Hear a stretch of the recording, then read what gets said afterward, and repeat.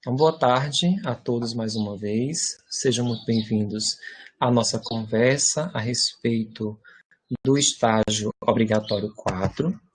É um componente curricular que, como o próprio nome sugere, é obrigatório para que nós possamos concluir o curso de graduação em letras em inglês. Nós já passamos por um itinerário formativo, iniciando no estágio 1, depois tivemos o estágio 2, na sequência o 3, e agora, já rumo à conclusão, estamos no 4. Para a nossa formação ser completa, nós temos essa necessidade de fazer os estágios, que é o momento oportuno para que nós aprendamos, entre aspas, a como ser professor. Como dar aula, como que é o ambiente de uma sala de aula, como que é uma escola, como é que ela funciona. Então, tudo isso é o que nós aprendemos nesse tirocínio formado pelos estágios obrigatórios de 1 até o 4. Infelizmente, por conta da pandemia ocasionada pelo novo coronavírus, o SARS-CoV 2019, que causou a pandemia, e por uma questão de segurança em atendimento às autoridades sanitárias, nós tivemos que nos distanciar e manter esse distanciamento social até que nós tenhamos, espero que brevemente, uma vacina para essa doença. Nós tivemos que continuar a permanecer distantes uns dos outros, e a nossa comunicação está sendo fortemente feita por mídias sociais, por plataformas virtuais de aprendizagem, pelo WhatsApp, por e-mail, por ligação telefônica e outros meios a que temos acesso. Ok? Então, no estágio 4, vocês já devem ter visto na plataforma que nós temos atividades, que nós temos fóruns a ser respondidos, nós temos uma apostila que está disponível para vocês lerem, e assim vamos dar sequência à nossa formação. Não é aquilo que nós esperávamos, não é aquilo que nós planejamos para que fosse executado, mas em virtude das circunstâncias, e como se diz, é o que temos para hoje. Fiquem inteiramente à vontade para interagir no chat. Qualquer pergunta que vocês tiverem durante a minha exposição, podem ficar à vontade para perguntar, para tirar alguma dúvida, para questionar o que vocês quiserem. Tudo bem?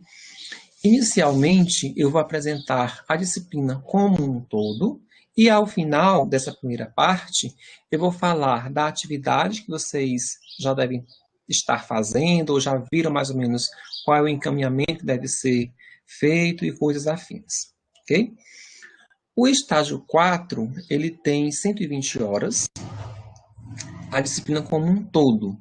Esse quantitativo envolve todo o tempo que é depreendido por vocês para as atividades, para a resolução de questões, para a preparação de aula e para a disciplina como um todo. Quando nós estávamos em períodos normais, o que não teremos tão cedo, já que vivenciaremos um novo normal, e já estamos vivendo esse momento, muita coisa mudou. E foi necessário que nós nos adaptássemos ao cenário atual. As escolas públicas estão tendo aulas remotas, algumas com mais qualidade, outras com menos qualidade, algumas com mais acesso, outras com menos acesso, algumas com mais adesão por parte dos alunos, outras com não tanta adesão assim, o que depende de vários fatores que estão nessa conjuntura como um todo, já que essa adaptação não se faz da noite para o dia, embora já estejamos desde março sem aulas presenciais em nenhum nível de ensino.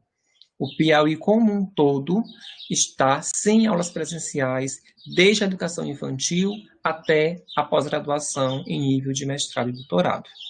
No entanto, todas nessa necessidade de adaptação e com vistas a termos menos prejuízos, tivemos que migrar, de alguma forma, para o ensino na modalidade remota. esclareço para vocês que nós não estamos fazendo, né, no contexto das escolas públicas, não é uma EAD. Então, quem já trabalha nas escolas do estado, ou dos municípios, ou escolas particulares, vocês não estão fazendo EAD. Estão fazendo ensino remoto. E há 3 conceitos que vocês têm que saber até para defender a nossa modalidade de ensino do curso de Letras em Inglês. O nosso curso, ele é modalidade EAD. EAD é uma modalidade que já existe há muitos anos, ela é totalmente regulamentada, há leis que tratam dessa modalidade. Todos os anos, o SEAD, né, que é o órgão ao qual vocês estão vinculados e órgão em que eu trabalho já há alguns anos, no curso de inglês especificamente, apesar de já ter andado por outros cursos, como português, como sistema de informação, pós-graduação em gestão, né, sempre que eu sou solicitado a contribuir em algum lugar, eu vou, né, nós temos um curso na modalidade EAD que é totalmente assistido por várias leis que a regulamentam. Na contramão, o ensino remoto não tem nenhuma lei que diga o ensino remoto é isso. Ele vai funcionar dessa maneira, é preciso que haja isso, isso e isso. Nós não temos.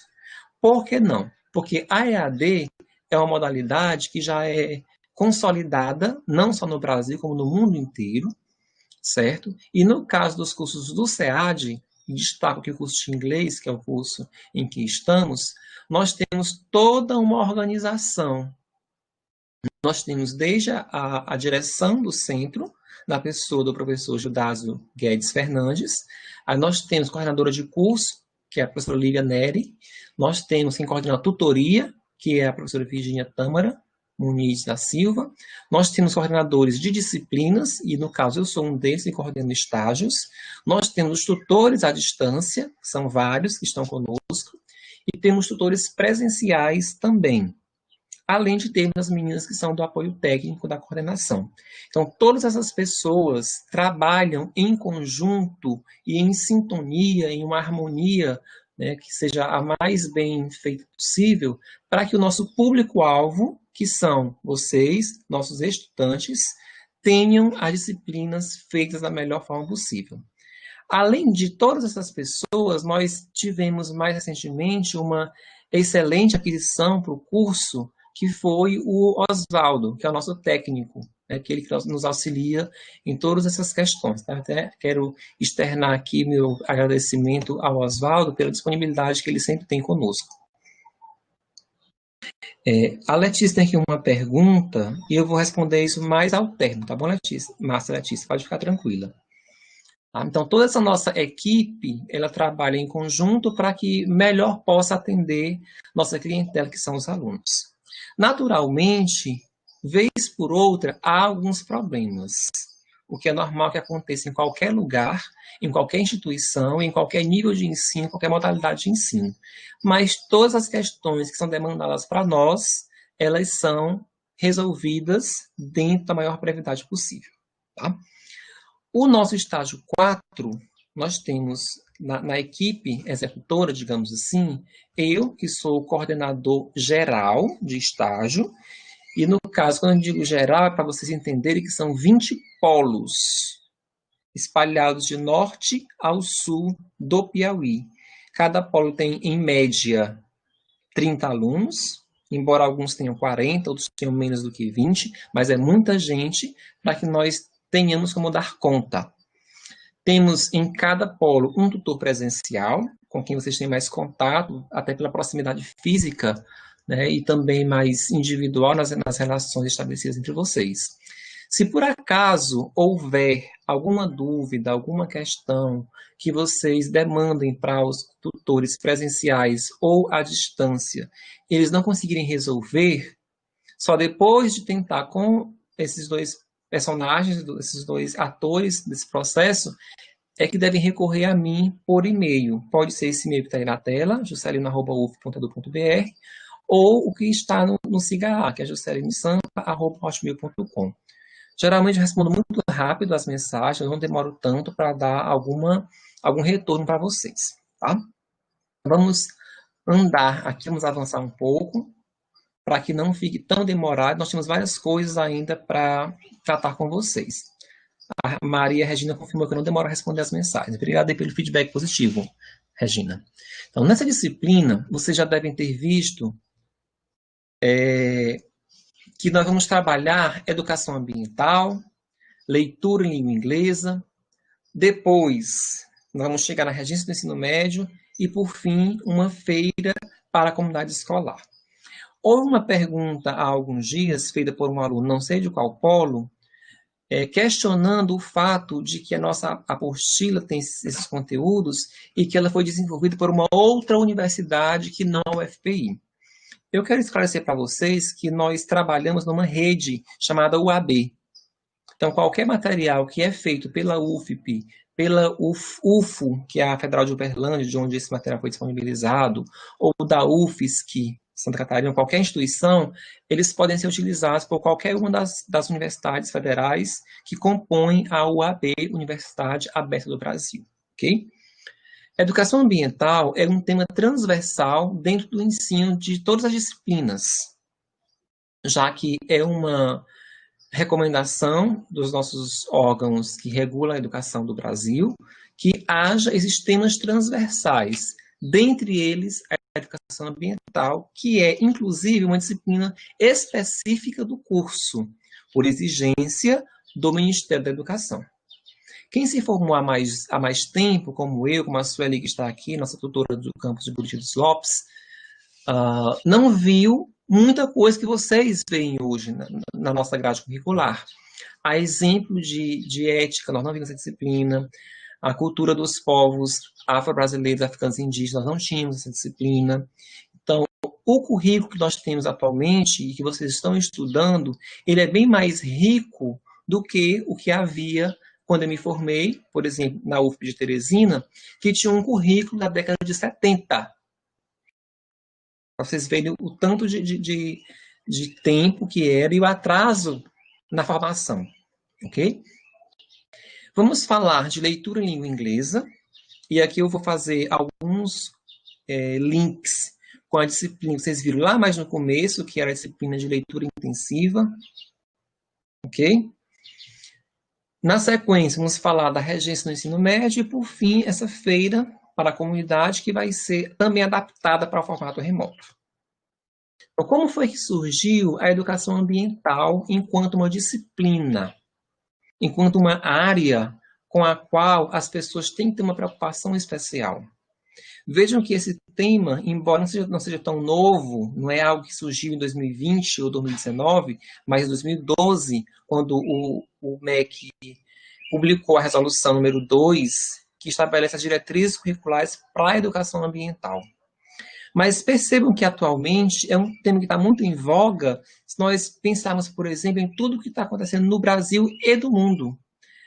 Olha as queimadas que houve agora na Amazônia, no Pantanal Mato Grossense, aqui houve há algum tempo atrás na Austrália, na Europa e vários lugares. Então, tudo isso são preocupações que demandam a nossa atenção, a nossa preocupação, porque nós não podemos pensar assim, eu estou bem aqui em São José do Peixe, aqui não tem queimada não vai nos afetar.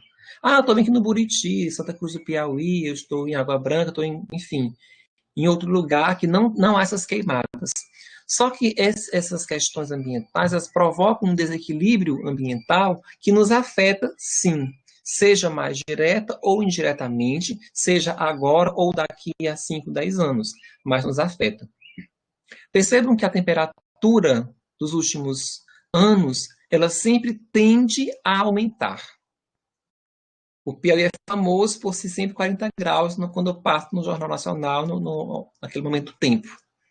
A temperatura para daqui a 10 anos, ou daqui a 15 anos,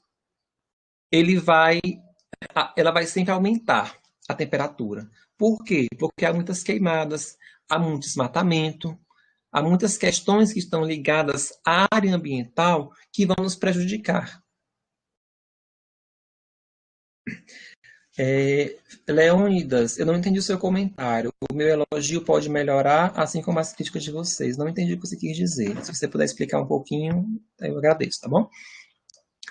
Pensando nessa questão do estágio, fazendo um contraponto com a educação ambiental, há várias formas de trabalharmos isso, inclusive nas aulas que vamos dar agora, gravadas, né, que serão enviadas para os tutores à distância avaliarem.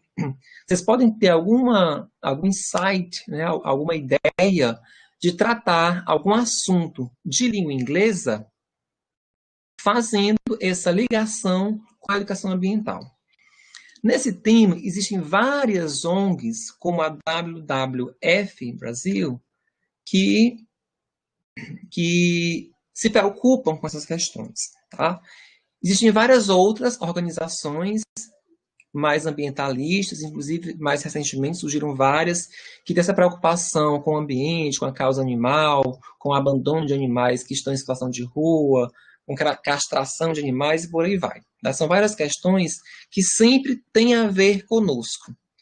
Quem mora em cidades menores talvez não vê muito isso como um problema de haver, por exemplo, gatos soltos na rua ou cachorros soltos na rua.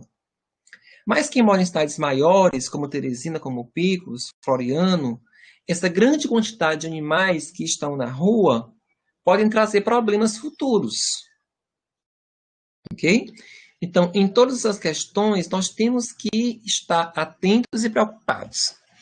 Essa resolução do MEC está disponível para vocês procurarem no Google, só colocar o número dela com a data, vocês encontram muito facilmente e podem estudá-la. Tá? Então, vamos retomar aqui alguns conceitos lá da leitura instrumental e incluir a educação ambiental na educação básica. Porque nós vemos, né, infelizmente, que as escolas têm uma preocupação muito conteudista. Em muitos casos, não sobra um momento da aula para tratar de outras questões que não só o conteúdo específico da disciplina que aquele professor leciona. Quem dá aula de geografia vai falar de geografia política, de geografia física, de relevo, isso, aquilo, outro. Mas não tem um momento da aula para trazer à discussão essas questões que são temas transversais, mesmo que tenham uma relação direta com o conteúdo da disciplina. Vemos isso também nas aulas de inglês, disciplina que vocês ministrarão a partir do ano que vem, quando já forem todos formados, e, com a graça de Deus, professores efetivos do estado ou dos municípios, né, onde vocês moram ou onde vocês atuam. É necessário que nós tenhamos essa preocupação para não ficar preso apenas em gramática, apenas na língua enquanto estrutura, mas que possamos ir além disso. Tá bom? A leitura em língua estrangeira, ela visa formar leitores proficientes. O professor precisa lembrar que a leitura não é um processo passivo, mas é um processo interativo entre o leitor, entre o autor que produziu aquele texto e o texto em si. Ok? Nós não trabalhamos mais numa perspectiva de que quem vai ler um texto vai simplesmente ficar preso às informações que estão postas nele. Mas nós temos que avançar, ir além disso, problematizar, levar o nosso conhecimento de mundo para a superfície do texto. E não ficar apenas preso àquilo que o autor escreveu. Okay? Nós temos que ser mais autônomos, sermos mais dinâmicos e avançar, ampliar aquilo que está na superfície do texto. Ok? Quando nós falamos em proficiente, né, é uma palavra que às vezes tem um pouco de preocupação, eu sou bem reticente quanto a isso, quando se diz assim, você é proficiente em coisa tal, em leitura, ou em compreensão, né? Isso é bem relativo. Por quê? Porque depende sempre de qual é o seu fim. Fim no sentido de finalidade. Qual é o seu fim específico? Aí nós temos o inglês instrumental, né? Leitura instrumental, que é para fins específicos. Se a minha intenção é compreender um texto escrito de uma forma geral, e eu consigo compreender, então eu sou proficiente. Okay? Mas se eu quero saber mais detalhes, ou se eu quero ter um aprofundamento maior, isso me demanda outras habilidades, aí eu tenho que, naturalmente, ir atrás daquilo para que eu consiga alcançar. Tá? A Regina complementou aqui no chat que os livros trazem textos que fazem referência a problemas ambientais, a preconceito, tecnologia. Exatamente, Regina, obrigado. Por quê? Porque há necessidade de nós sairmos apenas de gramática, apenas da língua como estrutura, apenas de regras, ok? Isso já foi há muitos anos já dado, como se diz no popular, prego batido e cabeça virada, ok? Esse controle, né, voltando aqui, pode e deve ser compartilhado com os alunos por meio do que chamamos de estratégias de leitura. Essas estratégias são úteis para que nós compreendamos o texto sem ter que entender, por exemplo, o significado de palavra por palavra, mas pegar a compreensão geral, a compreensão global daquilo que você está lendo. Aí nós podemos retomar, né, lá para a disciplina mais anterior, de leitura intensiva, e lembrar quais são as estratégias de leitura que nós temos.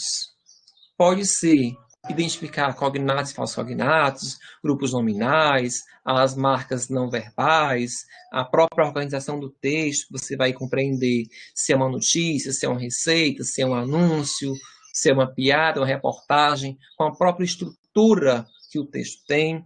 Tudo isso são estratégias que o leitor faz para compreender, né, aquilo que está no texto. Aqueles esquemas, as estratégias, elas são muito úteis, Késia, né? Muito importantes, porque muitas vezes você lê um parágrafo, por exemplo, que tem 10 linhas, e tem 2 ou 3 linhas que você não sabe uma palavra, não sabe o significado de nenhuma delas. Mas essa falta de conhecimento do significado de 1, 2 ou 10 palavras não vai comprometer a sua compreensão global do texto, né? E isso é o que nos importa, isso é o que é necessário, tá bom? A leitura, ela pode ser vista como um processo mental, já que quando você vai ler, é todo um processo que envolve desde a visão, que vai captar aquela imagem lá do texto, que passa a mensagem para o cérebro, que vai fazer aqui as ligações neurais, as sinapses, que são os pontos de encontro entre um neurônio e outro, para que você faça essa leitura. Quando você lê, você tem uma compreensão geral do assunto, e nisso você vai ver que tem mais ou menos 60% do vocabulário, né, é importante, mas o novo também é importante. O seu esforço para compreender algumas coisas também é importante, porque se vocês lerem, por exemplo, um texto em português, é muito comum que vocês não entendam alguns temas, algumas palavras do próprio português. Mas o contexto em que está aquela palavra leva você a entender o que ela quer dizer. Ou pelo menos saber se é uma coisa positiva ou negativa. Você consegue entender isso.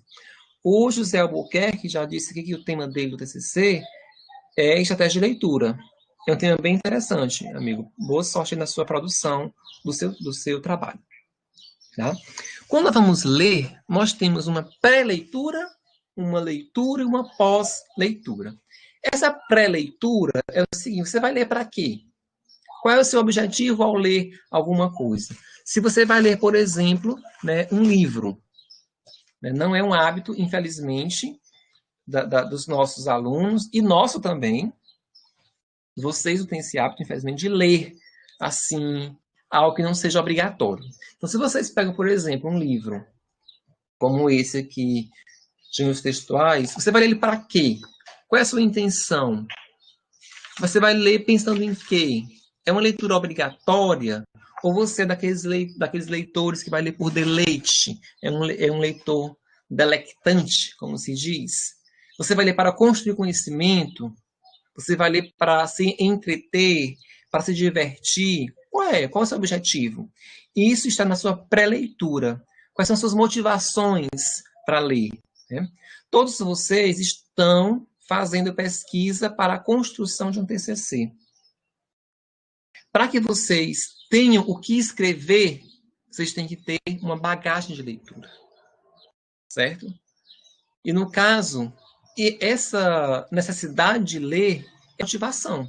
Eu vou ler para, além de ter o deleite, como a Núbia mencionou, além de construir conhecimento para a construção do meu TCC, as minhas metas são essas, né? Está lá na sua pré-leitura. Então, durante a leitura, né, visto como um processo de compreensão, não é uma declamação de um texto, não é só você ver uma palavra e conseguir decodificar, porque a escrita ela é um código. Você só vai decodificar se você conhecer esse código. Se você visualizar uma letra, mas não reconhece, né? Imagina vocês lendo, por exemplo, em grego. O grego não usa o nosso alfabeto latino. Então, vocês não vão compreender, não vão ler, nem mesmo para compreender o texto de uma forma global, nem mesmo para fazer uma leitura do tipo de decodificação apenas, tá bom? Então, para que nós façamos a leitura, duas estratégias mais comuns, mais conhecidas, são o skimming e o scanning. O skimming é aquela leitura mais global, mais rápida, né, só para você pegar a ideia global do texto, saber o que ela trabalha, o que ela diz, o que o texto faz referência. E o scanning é aquela estratégia que vai fazer você encontrar informações mais específicas. Exemplo, contexto atual. Você pega um texto de 2 páginas falando sobre o resultado das eleições de domingo. E você quer saber quem foi o mais votado em Teresina, qual foi a porcentagem que ele teve de votos. Como vocês sabem, a porcentagem vem expressa em números. Então, digamos que o candidato A teve 56% dos votos, você vai procurar o nome de uma pessoa e, na sequência, o número com o símbolo do porcento. Tá? Isso é uma forma de você localizar informações mais rapidamente. O scanning, que vai buscar informação específica dentro do texto, e para isso você pode fazer uso de informações não verbais, como é o caso do símbolo da porcentagem, para se localizar mais facilmente. Ok? Durante a leitura, você vai ativar na sua mente os propósitos já definidos por você. Você vai monitorar a sua compreensão, até onde você conseguiu, até onde você não conseguiu. E, às vezes, você não consegue compreender o texto por uma série de razões. Dentre elas, porque você não tem ainda um conhecimento prévio suficiente para compreender algumas coisas que estão ali postas naquele texto. E também é necessário que haja um engajamento do conhecimento prévio de vocês para compreender isso. Eu vejo como exemplo, né, citando coisas recentes do momento atual, quando vocês veem algum texto que fala da pandemia, há vários termos que são próprios da área de saúde, que são próprios da estatística, que são próprios da área médica. Por exemplo, quando vocês veem o jornal anunciando que a contaminação atingiu a imunidade de rebanho, não é explicado no jornal o que é imunidade de rebanho. Então, falta você ter o conhecimento prévio para compreender isso. A curva atingiu o platô. É um termo da estatística. Você não entende, muitas vezes, o que são esses termos. Então, é necessário que haja um conhecimento prévio, né, na sua leitura, para que a sua compreensão seja maior. Após a leitura, ela não ficaria completa, né, se nós vimos aqui a leitura, se não for analisada, ou seja, se o conhecimento aprendido do texto, inclusive de língua, não for usado depois. Então, esse trabalho que nós fazemos pós-leitura é o que pode ser chamado de extrapolação.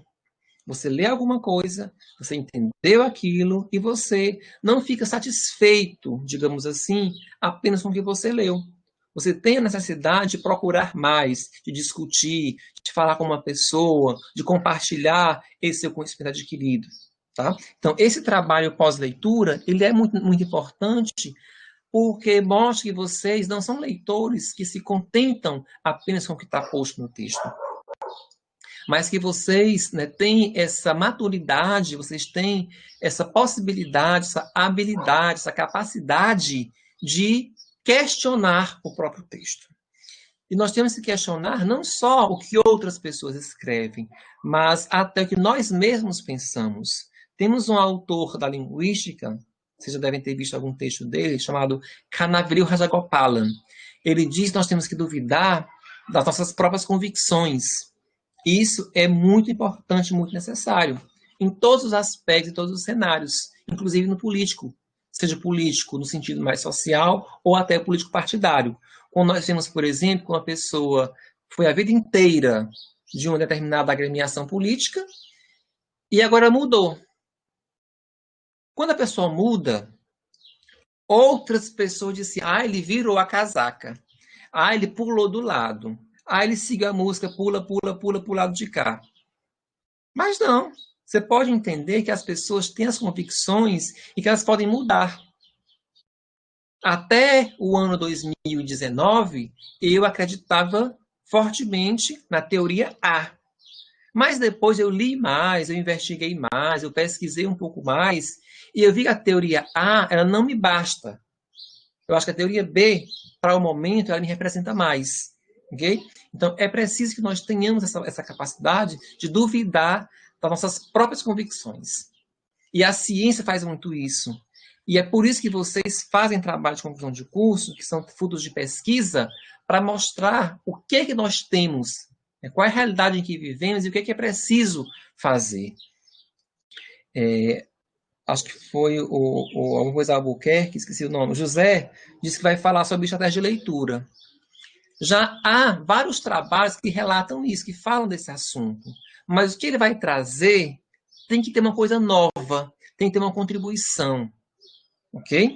Então, todas as pesquisas que ele já tiver tido acesso já deram uma contribuição e agora queremos ver a do José Albuquerque, que vai sair da universidade formado num curso de letras em inglês oferecido por uma instituição pública federal, né? E vocês todos têm que ter essa capacidade de produção de conhecimento, não só de consumidores de teorias prontas, mas vocês também têm essa obrigação de produzir também conhecimento.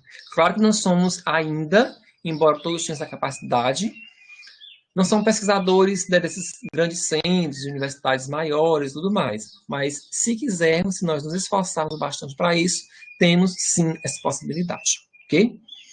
Na nossa pós-leitura, vamos organizar o pensamento, vamos retomar informações e vamos usar os saberes aprendidos.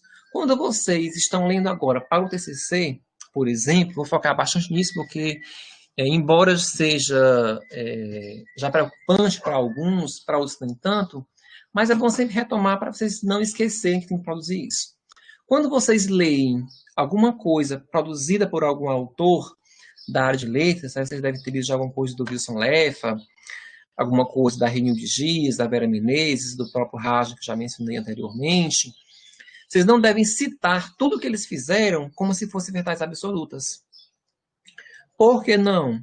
Porque muita coisa que vocês leem, eles produziram há 10, 15 anos. E as publicações mais recentes que eles têm já contradizem algumas coisas que eles mesmos disseram antes. E, além disso, vocês não têm que concordar com tudo. Porque eles escrevem, eles publicam com base no contexto em que eles vivem, com base no contexto que eles conhecem. Então, pode ser que o Leffa, que mora lá em Pelotas, no Rio Grande do Sul, escreva muita coisa que se aplica perfeitamente ao contexto sulista, mas não se aplica nem 20% a quem está lá em Colônia do Piauí, lá em Jardim do Mulato, lá em Floriano, lá nas nossas cidades. Entenderam? Então, é preciso que a gente tenha essa coragem de dizer, de acordo com Leffa, 2006, isso, isso e isso. No entanto, eu discordo. Por isso, por isso, por isso. Né? Sempre tem que ter o argumento. É como a Kézia disse, o que ela escreveu hoje ou ontem, daqui a uma semana, ela pode não ter mais aquela mesma compreensão. Ela pode mudar de ideia. E se for preciso, ela deve mudar também. Okay? Ninguém tem que ficar preso àquilo eternamente, não. Bom? Então, vamos revisitar aqui as estratégias de leitura que nós temos. Temos o SCAME, que eu já falei, uma busca de informação específica no texto. Conhecimento prévio é o que você já sabe a respeito de algum assunto. Perguntas objetivas é você perguntar a si mesmo o que pode vir no texto, e depois você vai ver, vai verificar no texto se aquilo existe mesmo ou não, né? Você deve fazer levantamento de hipóteses. Será que isso existe? Será que isso não existe? Identificar cognatos e não cognatos. Né? Cognatos são aquelas palavras que têm origem grega ou latina e parecem entre duas línguas. Não é só português e inglês, tá bom? Entre duas línguas quaisquer que sejam. Exemplo, se vocês virem em alemão a palavra Freund, significa amigo, que parece com inglês. Então, são cognatos no inglês, ok? Se vocês virem a palavra, por exemplo, madame, em francês, parece muito com o nosso madame, em português. Até porque é um empréstimo, né, que vem da língua francesa. Então, cognato não é só português e inglês. É entre duas línguas, quaisquer que sejam, ok? Os falsos cognatos, no caso, são o contrário. Quando você acha que é e quando vê, não é. Exemplo para parents, que não é parentes, significa pais. Meu pai e a mãe. A palavra novel, que não significa novela, mas significa romance, né? E por aí vai. Tá? Tem as inferências, que é você, entre aspas, adivinhar alguma coisa do texto. E temos a escrita ou proposição de projetos, ou a reescrita daquilo que está no texto. Tá bom? Dando sequência, a educação ambiental na prática e sala de aula em língua inglesa. Algumas práticas de leitura que são possíveis de serem feitas.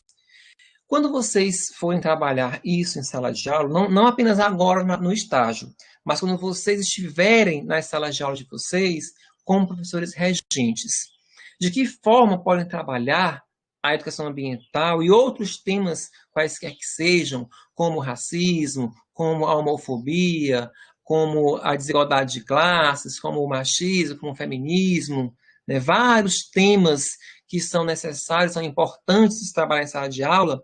Como se podem fazer isso? Por meio de práticas de leitura. Primeira coisa é levar um texto que faz a respeito. Simples. E definir qual é o seu objetivo com aquele texto.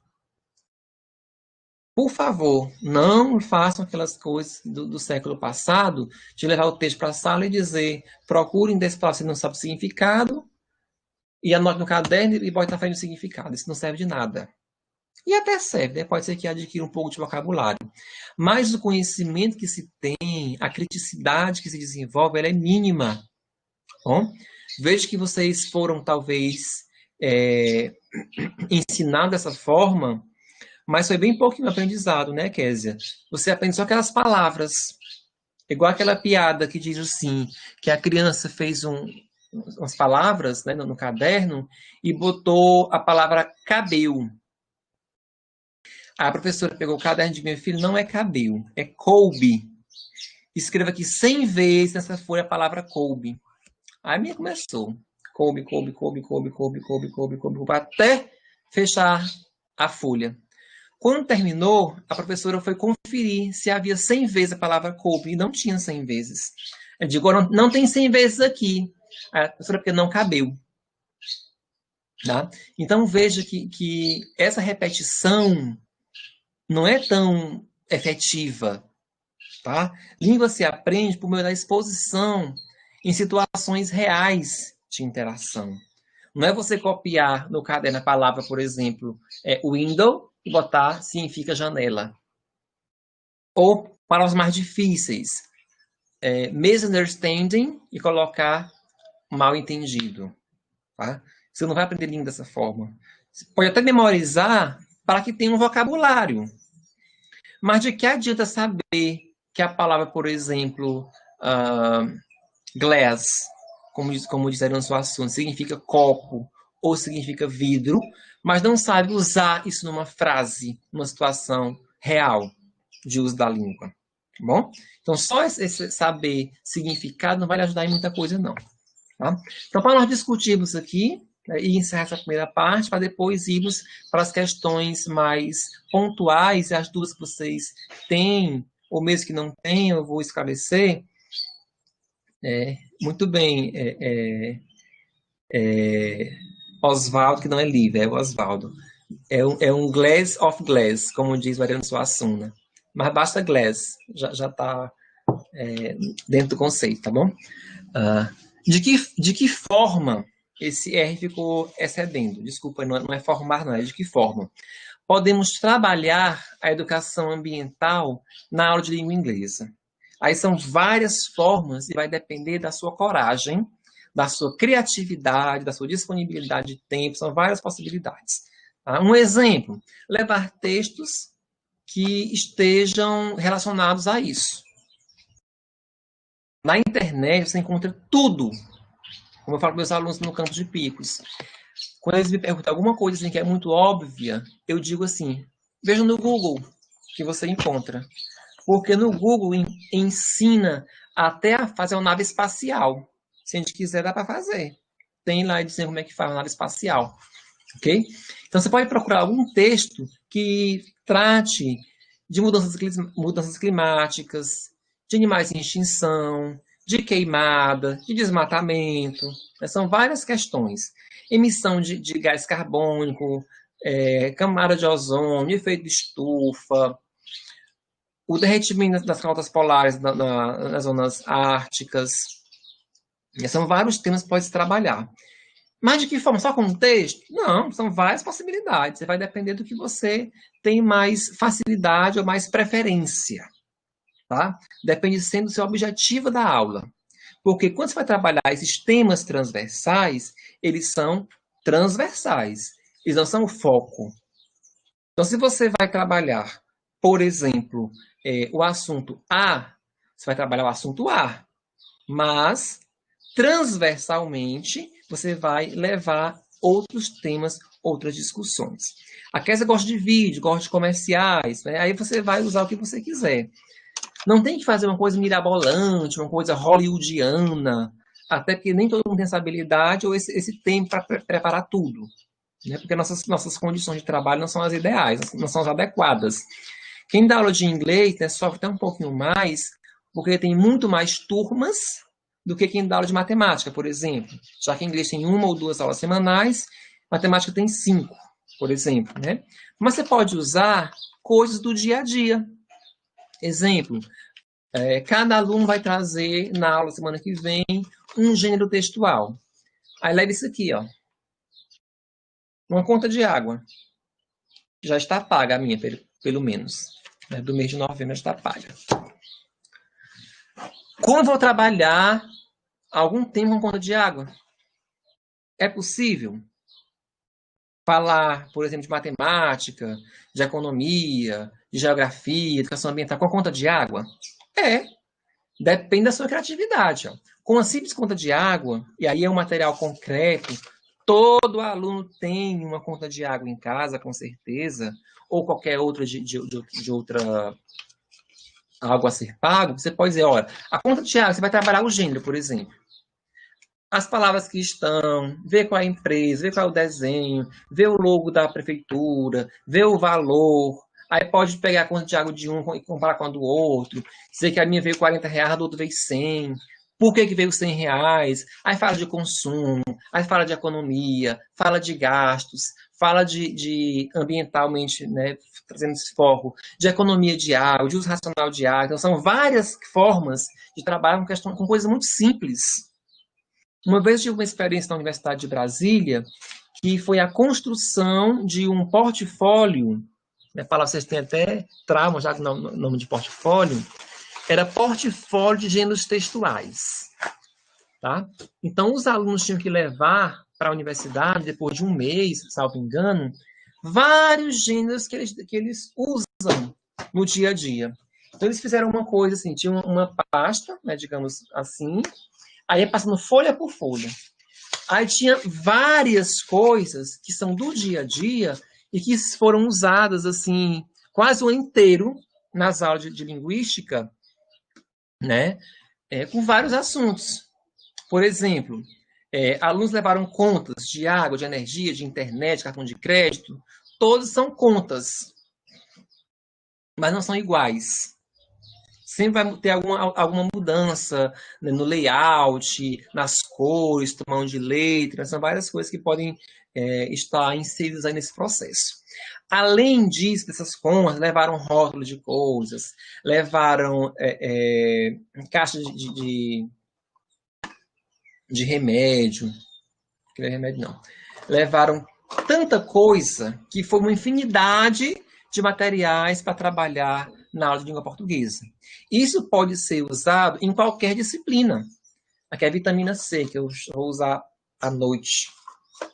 E o protetor solar, para tirar o aspecto sertão da cara da gente. Ok? Vamos voltar aqui. Tá? Então, tem muitas questões que podem ser trabalhadas na aula de língua inglesa com questões do dia a dia dos alunos.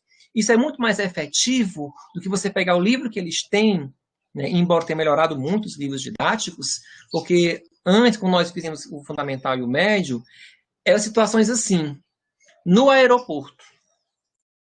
E a conversa era sempre a mesma. A pessoa diz, bom dia, onde é meu portão de embarque? E o atendente dizia, o seu portão é aqui nesse corredor direto. Obrigado, de nada. Eram situações artificiais, situações que não são próprias da nossa realidade. O Piauí inteiro tem só um aeroporto, que é em Teresina. Parnaíba tem um, mas não funciona. São Raimundo tem um, mas não funciona.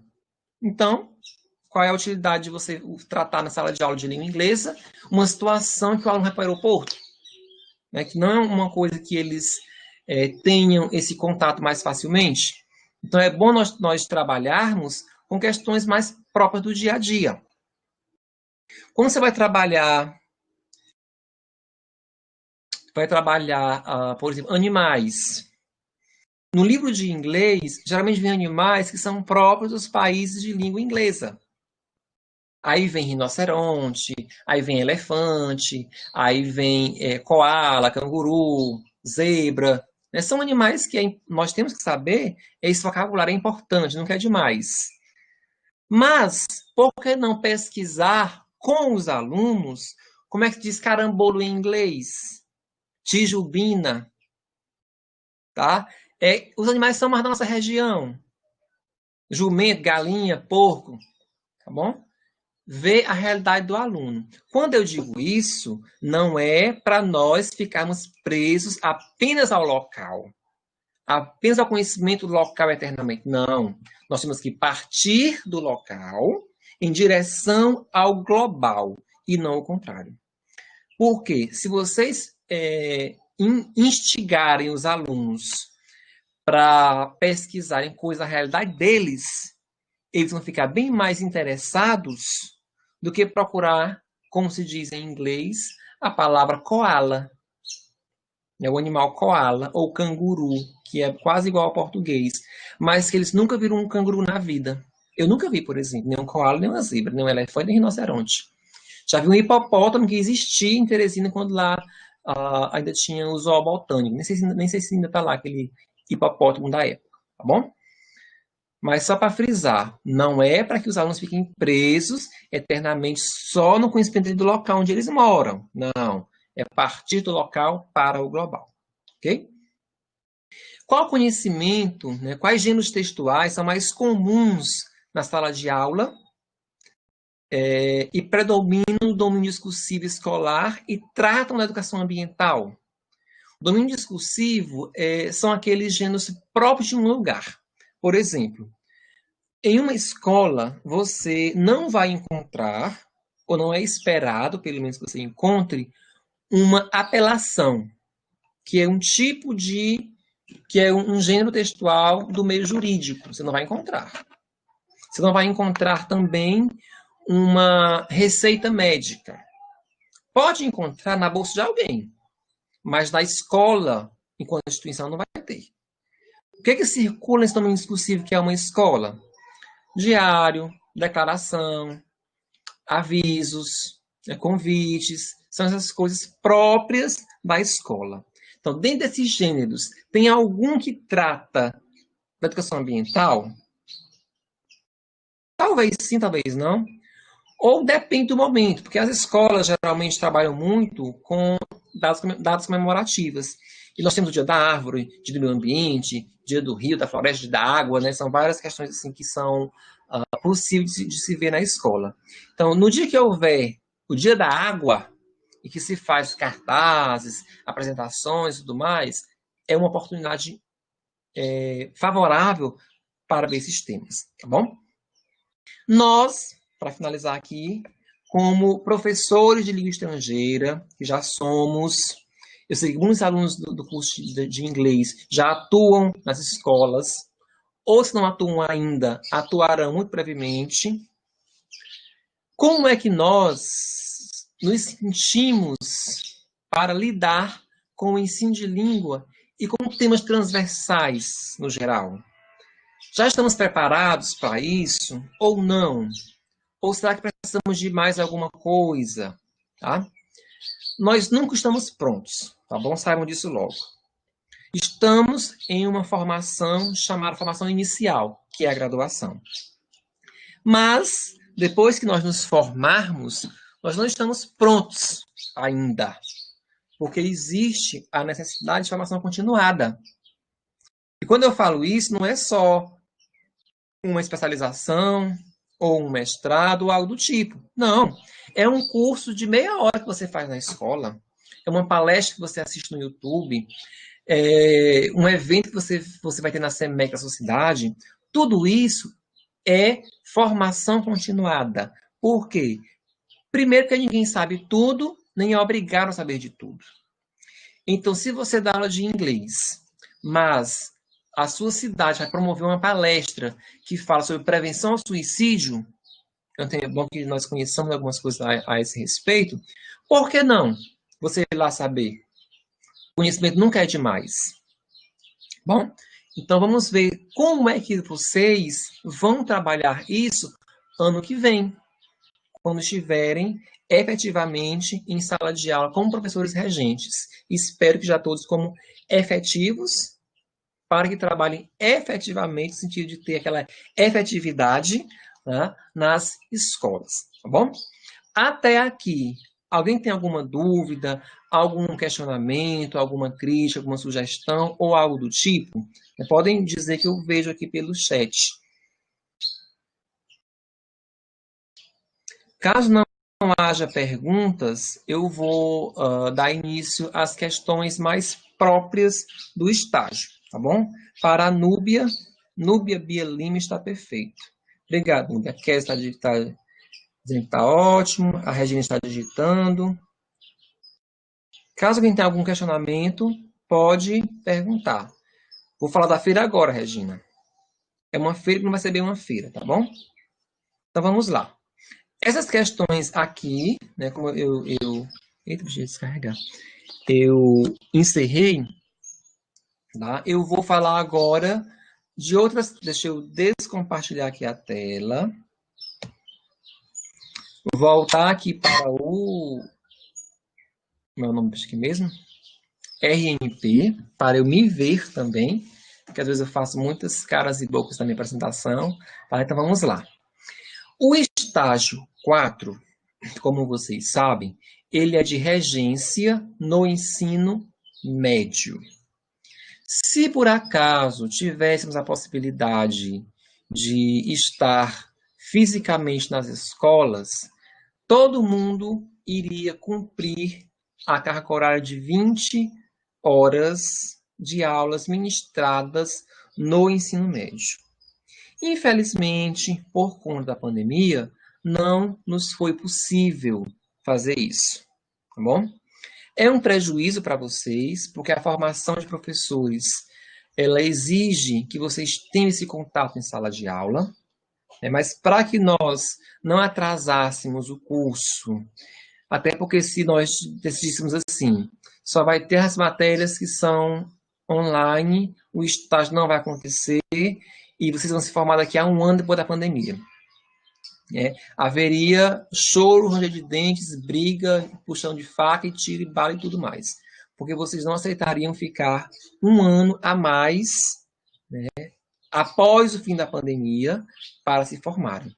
Então, a equipe que eu mencionei lá no começo, composta pela direção do SEAD, pela coordenação de curso, de tutoria, de disciplina, pelo nosso apoio técnico, que é o Oswaldo e tudo mais, nós decidimos, em acordo com as resoluções, que nada pode ser fora da lei, com o que o Conselho Nacional de Educação decidiu e definiu que os cursos de graduação podem ofertar os estágios de forma remota.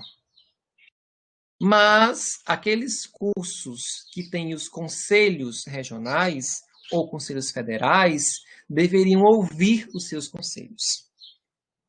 Dessa forma, cursos de saúde, como nutrição, por exemplo, não vão ofertar estágio remotamente. Por que não? Porque o MEC não autorizou, o MEC recomendou. E uma coisa é você recomendar, outra é você obrigar. Certo? Se por acaso o Conselho Nacional de Nutrição autorizar, aí os cursos poderão ofertar esse estágio. Por que os cursos de licenciatura ofertam e os de saúde não ofertam? Porque a formação dos dois, embora sejam modalidades de formação diferentes, licenciatura e bacharelado, o público com o qual vamos trabalhar, né, os dois são bem exigentes, os alunos que nós temos são exigentes. Eu digo isso porque vocês que estão na condição de alunos até o momento são e devem ser mesmo exigentes, tá? Mas nós não podemos correr o risco de pôr em risco a vida das pessoas. Então, se, por exemplo, um enfermeiro fizer o estágio remotamente, não vai ser tão, entre aspas, confiável a atuação dele como profissional depois. Da mesma forma, nós vemos essa fragilidade com vocês também, porque o contato com a sala de aula seria interessante. Por quê? Porque dar aula só para uma câmera é uma coisa, mas dar aula para 30 ou 40 crianças, ou jovens, ou adultos, é uma outra realidade.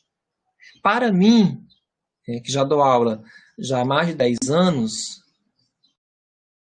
mais de 10 anos, quase 15 anos, não é muito bom, no começo, eu achava assim, bem difícil ficar falando só para a tela do computador. Porque a interação com vocês, embora haja pelo chat, não é igual à interação face a face em aula presencial. Ok? Então, a formação de vocês vai ter essa falha, entre aspas também, não é uma falha, mas uma adaptação ao cenário, porque vocês não terão esse contato com os alunos antes de se formarem. Mas eu costumo dizer o seguinte, não é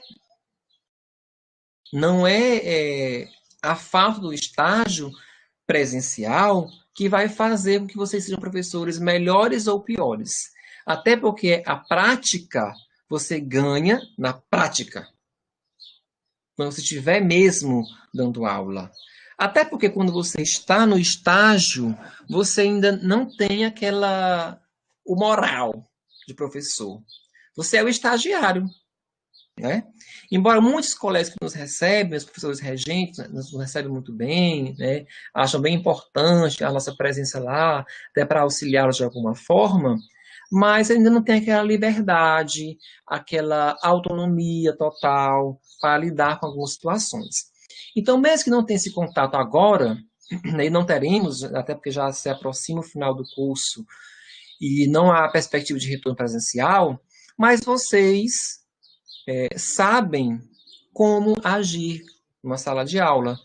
Até que a formação ao longo do curso, de 2017 para cá, trabalhou sempre com a formação de professores. E a prática, ela virá com a prática efetivamente. Bom? Não é porque você não ficou 10 horas ou 20 horas numa sala de aula de uma escola, né, do estado, do município, que você não vai saber dar uma aula depois de se formar. Né? Pelo menos espero que não. Bom? Pode ser que no começo alguém tenha alguma dificuldade, mas com o andar da carruagem é que as melancias se ajeitam, né? Assim que se diz no ditado, tá? Então vamos lá. Como foi que nós pensamos em fazer? A Kézia tem medo. Medo tem até hoje, Kézia. Quando eu vou dar aula, sempre que eu vou dar aula eu tenho medo. Tá bom? Mas a gente vence. Não se preocupe, não. Até sempre é assim, quando você vai dar aula, mesmo quem já tem experiência, que eu sei que muitos alunos aqui já têm uma primeira formação em português, ou em outra licenciatura, ou um bacharelado, tá? Mas sempre que eu vou dar aula em algum polo, por exemplo, eu tenho aquele medo. Não é medo de não saber o que eu vou dizer, porque eu me preparo antes. Eu ensaio cada palavra que eu vou dizer. Mas é medo da turma, da aceitação, da interação que existe, não é, Regina? Porque uma coisa é você dar aula numa turma que todo mundo participa, o povo interage, o povo ajuda de alguma forma.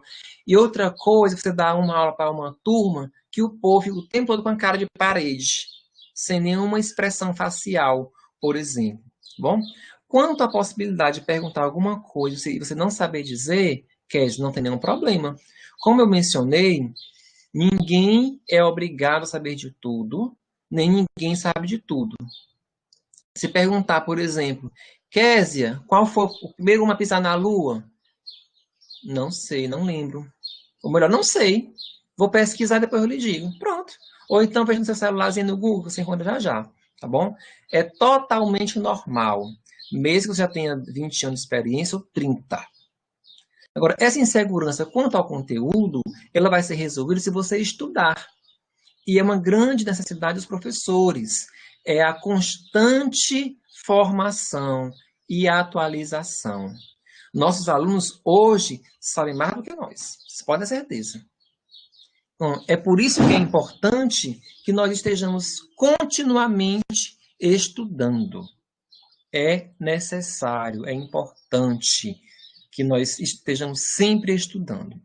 Quanto ao medo dos alunos não gostarem de você, não tem nenhum problema. Né? Você vai para a escola para trabalhar, não é para fazer amigo de infância, para jogar peteca. É para trabalhar. Como somos seres humanos, é normal que haja esse vínculo nosso com os alunos, lógico. E eles sempre gostam da gente. Pode ser que numa turma de 100 alunos, 100 não, porque é muita gente, né? De 40 alunos, 5 não gostam da gente. E sim, daí? Tem 35 que gostam. Você pode tentar se aproximar daqueles que não gostam de você, mas ele não é obrigado a gostar de você, e nem você gostar dele, tá? O que é obrigatório é que haja respeito na relação. Tanto você como profissional, como os alunos enquanto estudantes naquele momento. Mas ninguém tem que ser amigo de infância para jogar peteca junto, não. Né? Já tive alunos da universidade que disseram publicamente: eu não gosto de você, professor. E eu disse: valeu, amigo. Continuando aqui a aula, ninguém é obrigado a gostar de todo mundo, né? Não há essa possibilidade. Quem gostar, ok. Quem não gostar, no problem. Bem, ok? Então, para que nós resolvêssemos a questão do estágio, para que vocês se formassem dentro do tempo regulamentar de 4 anos, nós pensamos em várias possibilidades.